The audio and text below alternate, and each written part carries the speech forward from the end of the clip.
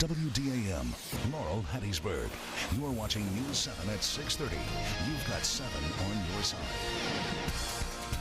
A Louisiana fugitive is captured in South Mississippi. Also, several Mississippi hospitals are suing Blue Cross Blue Shield. Plus, multiple people are held captive in a Texas home. And find out what the new trends are for back-to-school shopping. I'm Carrie Leggett-Brown. Thank you so much for joining us. A suspected Louisiana bank robber has been arrested on the coast. U.S. Marshals took the man into custody late last night in Bay St. Louis. That's our top story tonight at 6:30. This is a picture of the 32-year-old Justin Seawright of Baton Rouge. He is wanted for allegedly holding up a Whitney Bank in Lafayette. The Marshals Service tells us they received tips that Seawright was on the coast, and they called Bay St. Louis police to help bring him in. He was arrested at the Economy Inn on Highway 90 just before midnight. He's being held at the Hancock County Jail awaiting extradition to Lafayette to face the bank robbery charge. There was a woman with Seawright when he was captured, but she hasn't been charged with anything. A man from Honduras is in trouble in Mississippi for 27 firearms. Fausto Garcia Zuniga will serve 102 months in prison for being an illegal alien in possession of 27 firearms. He will have to forfeit the firearms, ammunition, and a homemade silencer. Zuniga will also be turned over to immigration after he serves his sentence. The investigation started with a domestic violence call. A federal judge rejected BP's request today to stop settlement payments to Gulf Coast businesses and residents who say they lost money after the 2010 oil spill. BP's attorneys had argued that the payments be suspended because of an FBI investigation into misconduct by a lawyer who helped organize the settlement program, but the judge sided with attorneys representing BP business claims. Those attorneys argue that BP has not shown any evidence that the lawyer has done anything wrong. Harrison County Coroner Gary Hargrove says an autopsy this morning shows a child drowned at a home in Gulfport. Emergency crews were called to the home off Brentwood Boulevard around midnight last night, where they found 5-year-old Jakia Griffin unresponsive after falling into the bathtub when her mother left the room to get a towel. She was transported to Garden Park Hospital, where she was pronounced dead. Biloxi Regional Medical Center and 9 other hospitals are suing Blue Cross Blue Shield, alleging the insurer breached its contracts by not paying the facilities according to the terms of those contracts. Blue Cross Blue Shield sent termination letters, which according to Biloxi Regional did not include any cause or explanation for the action. Hospital officials call the move retaliatory. Humana is jumping in to cover the 36 Mississippi counties left uncovered in the federal online marketplace. Enrollment for the health insurance exchange begins in October. Mississippi did not set up its own exchange and will fall under the federal program as part of the Health Care Reform Act. And the Mississippi Department of Marine Resources announced today they have accepted the 2 highest bids for the Californian and the Topaz. The boats were originally owned by a marine foundation created by former DMR Director Dr. Bill Walker. The highest bid on the Californian was $87,500, made by Michael P. O'Dwyer of Pass Christian. The Topaz went to Anthony Fournier of D'Iberville, whose bid was $38,614.05. The Hancock County buyout program was the hot topic of discussion at an informational forum in Pearlington. Representatives from MEMA joined forces with Hancock County leaders to answer questions from residents of the community. Tonight, as Al Showers reports, some folks used the forum to vent their frustrations. More than 100 people looking for answers packed the Pearlington Community Center. Since you're taking $10 million worth of property out of the system, and that's the tax base, how is that going to affect the mills of the people who still remain here in Pearlington? It's going to affect it. And we're finding both about it. We'll have to adjust. Much of the debate centered around a list of 116 names of residents who signed up for the buyout program. Many wanted to know why their names weren't on that list. There's a lot of people here that are not on some kind of a list that you can check my taxes and see for Katrina, right? Y'all understand what I'm saying? I mean, I see y'all sitting there, but none of y'all are really talking to us. We need help. We're here to assist the county in answering any questions that you might have. County leaders told the crowd so far 2 homes in Pearlington have been bought out and 9 others are awaiting approval for appraisals. They hope to purchase as many repetitive flood homes as they can with $10 million. After you buy all these people out, with all this vacant, all this empty lots, what are you going to do with it? Why are you buying stuff? Leaders say the land will be left to revert back to nature and become green spaces. If you don't want to be bought, it's up to you, it's voluntary. This is about helping people.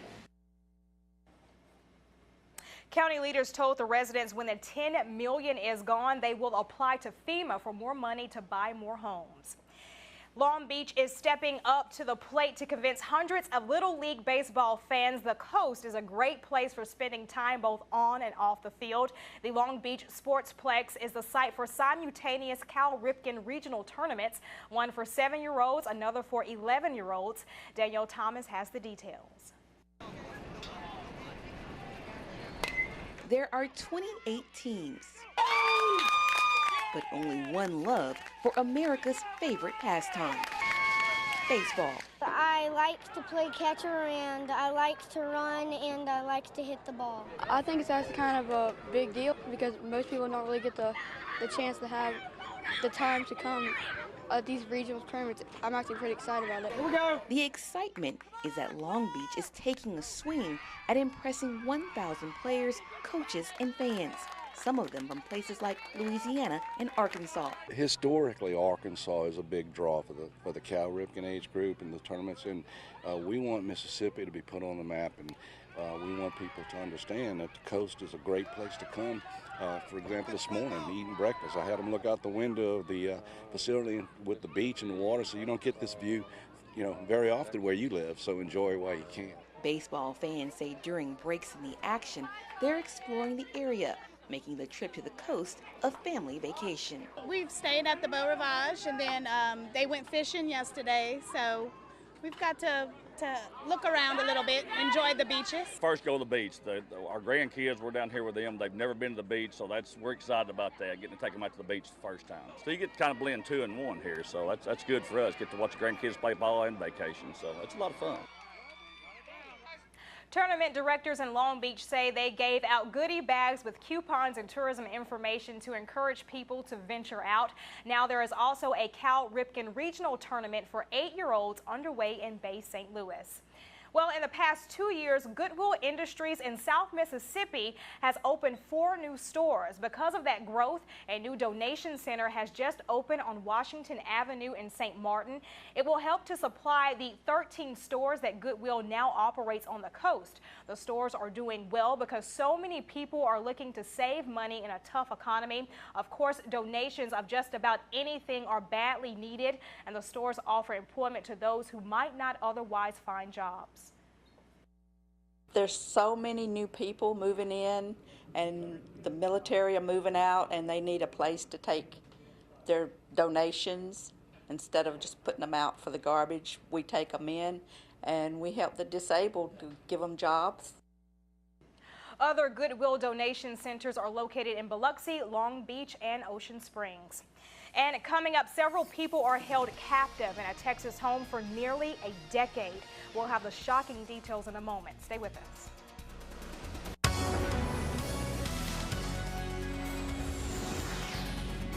And we're back now with Megan. Megan, earlier we were talking about so much rain that we're getting, and Randy and I were talking about it seems like it has not stopped since February 10th when the tornado hit.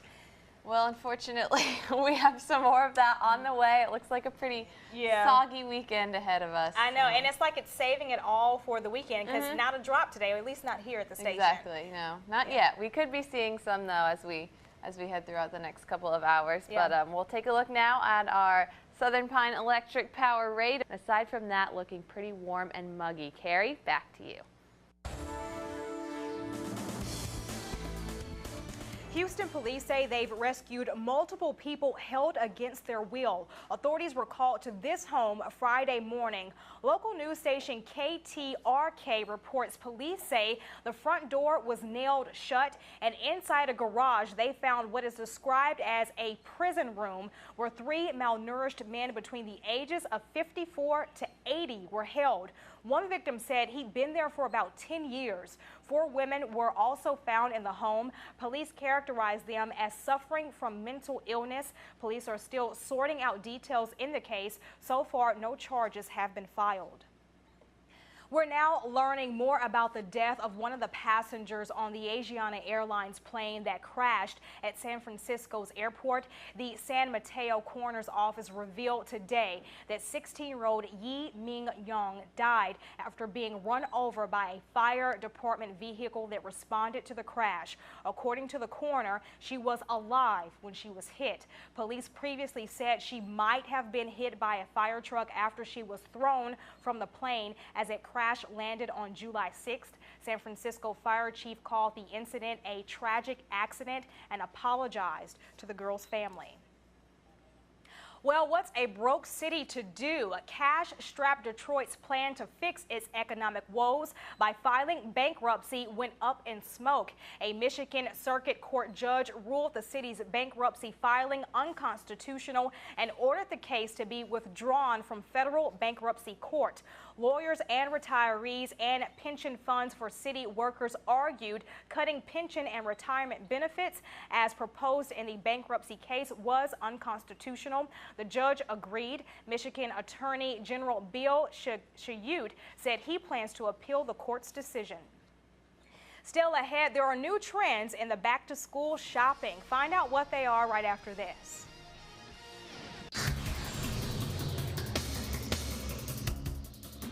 Summer is in full swing, but a new survey shows that for about 1 in 4 families, back to school and back to college shopping is already underway. If your list of purchases includes tablets, laptops, and smartphones, you may find some of the best deals of the year. Karen Kafa has details.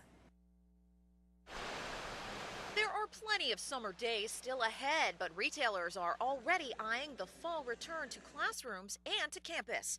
While the bulk of back-to-school dollars will go towards new clothes and accessories, a survey finds more than half of families will buy electronics, bringing up about $8.4 billion in sales. Spending on tablets and smartphones is more synonymous with back to school than ever before. Parents want to make sure that their children have the tablets and the smartphones that they need for the upcoming school year, and I think part of that is because they know that keeps their children off of their devices. And the biggest chunk of a household's back to college budget, electronic devices. The National Retail Federation found overall back to school and back to college spending is expected to drop versus last year as consumers weigh spending decisions more carefully. With that in mind, retailers may price accordingly. Many retailers will actually offer great promotions on tablets this year, and I think, you know, for parents who are looking for a good deal, this is a great time to invest in those types of devices, maybe along the lines of the type of deals we see during the Christmas season. 2/3 of shoppers will hit discount retailers for their purchases, but nearly 4 in 10 will do shopping through online and mobile channels. In Washington, I'm Karen Kafa. Coming up, this groom-to-be gets pranked big time. Stay tuned for the video right after the break. The WDAM Blood Bowl battle approaches. Rachel Beach and Vanessa Pacheco are competing to see which location can collect the most blood. So if you're on Team Rachel, come on out to Hattiesburg on July 25th. Don't forget to make an appointment by calling the United Blood Services in Hattiesburg. And you can also save some time by going online the day of the blood drive to fill out your health history interview. They'll be passing out free burgers and having all kinds of giveaways.